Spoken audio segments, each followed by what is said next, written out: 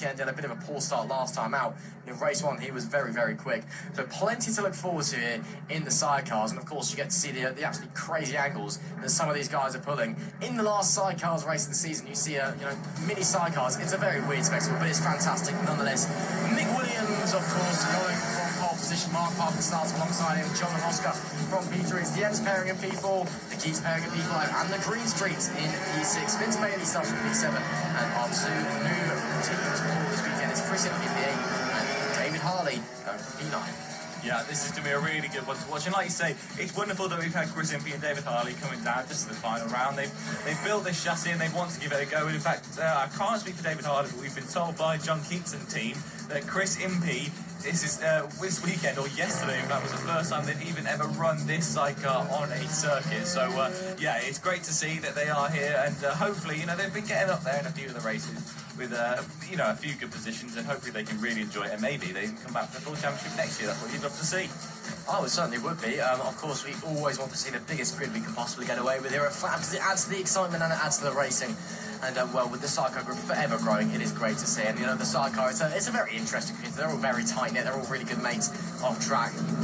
And it's great to see as they're pulling in now round the final corner on to their grid spots. And, of course, same format as always. Lights on, lights off for the final race of the 2021 season for the Mini F1 sidecars.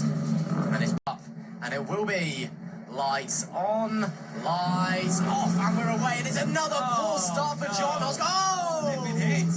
There's contact.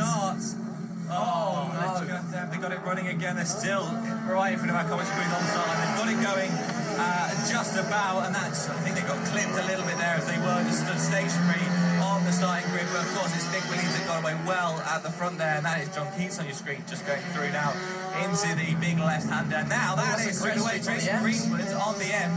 The Green Street's getting through on the M. Look how close down they're getting to the ground. This is wonderful to see. And that is for third position, I think. Oh, the Keats got a big problem. That's a big problem for the Keats. It's been an absolutely nightmare weekend for the Keats. They pulled off in the first week, in the first race of this week, and they managed to get good to the end, I think, of the last race in race 2, but race 3, no, now they are inspecting that bike because it's not working quite right.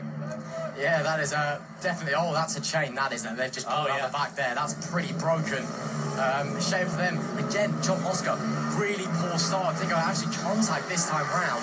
I'm wondering if they've just got an issue with the bike that they didn't fix, just a clutch problem maybe, or something along those lines. It just did not go anywhere away. Once again, Mick Williams, fantastic stuff from them. And, well, they'll be delighted. You can see they're delighted because it's not just Norway, but it means a clean sweep of the season.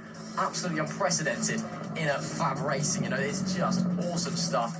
And, of course, if you fancy giving Mick a bit of a go, fancy coming along and interrupting his streaks to give a thumbs up to the camera, you can go to the Fab Racing website and come along and, find out how to get involved, because the sidecar guys, they're all a lovely community. And, again, you might be the one to stop Mick Williams' absolute dominance of a Mini F1.